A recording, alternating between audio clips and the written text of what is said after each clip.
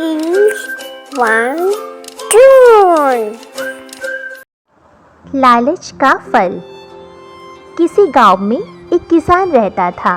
वह बहुत सीधा साधा और धैर्यवान व्यक्ति था, परंतु उसकी पत्नी काफ़ी लालची थी। वह हमेशा अधिक से अधिक धन और वस्तुएं पाने की कोशिश में लगी रहती थी। एक दिन उस किसान के घर में एक चोर घुस आया। किसान की पत्नी की नींद खुल गई। उसने सोचा कि चोर के पास तो बहुत सी कीमती वस्तुएं होंगी, वह किसान से काफ़ी अधिक अमीर होगा, इसीलिए उसे उसके साथ रहना चाहिए। अतः किसान की पत्नी ने अपने पति के घर से कीमती वस्तुएं, रुपए पैसे तथा गहने आदि लिए और चोर के साथ भाग गई। वह बहुत खुश थी कि अब उसे चोर का भी धन मिल जाएगा। शीघ्र ही किसान की पत्नी चोर के साथ एक नदी के किनारे पहुंची। रात होने के कारण नदी पार करने के लिए वहां कोई नाव नहीं था।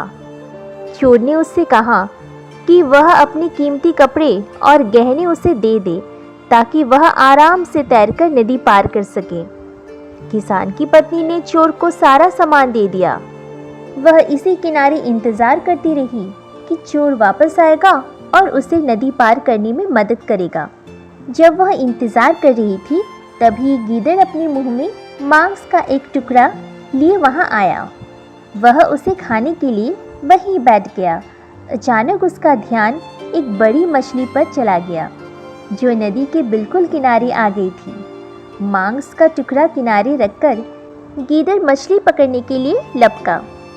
उसने पंजा मारकर उसे पकड़ना चाहा, परंतु मछली उछलकर गहरे पानी में चली गई। गीदड़ निराश होकर उसे देखता रह गया।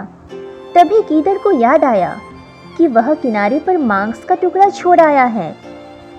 जब वह वहां पहुंचा तो मांस का टुकड़ा उसे नहीं मिला। दरअसल जब गीदड़ मांस का टुकड़ा खाने लगा था तो पेड़ पर बैठे एक बाज ने उसे देख लिया था। जब गीदड़ वहां से नदी की ओर चला गया था तो बाज उसका भोजन लेकर पेड़ पर जा बैठा था। जब गीदड़ ने किसी की हंसने की आवाज़ सुनी तो उसने हैरानी से देखा। किसान की पत्नी यह सब देख रही थी कि किस तरह लालच में आकर गीदड़ मछली की ओर लपका और उसे मछली ही नहीं मिली, मांस के टुकड़े से भी हाथ धोना पड़ा।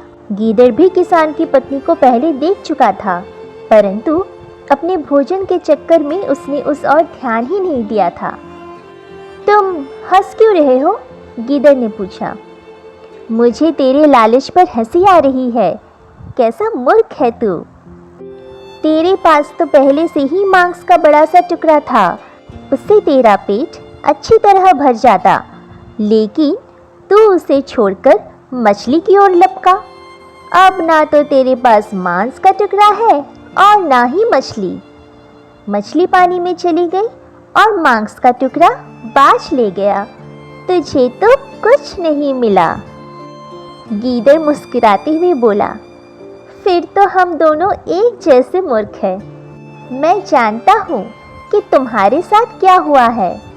तुम तो मुझसे ज़्यादा अक्लमंद हो, लेकिन एक चोर के चक्कर में पड़कर तुम अपने किसान पति का घर छोड़ आई। अब वह चोर तुम्हारा सारा सामान लेके भाग गया और तुम यहाँ बैठकर उसका इंतजार कर रही हो। तुम तो मुझसे भी बड़ी मूर्ख हो। किसान की पत्नी के पास गीदड़ के इस सवाल का कोई जवाब नहीं था। बस वह मन ही मन अपने किए पर पछतावा कर रही थी। उसकी समझ में नहीं आ रहा था कि अब वह अपना जीवन कैसे व्यतीत करेगी।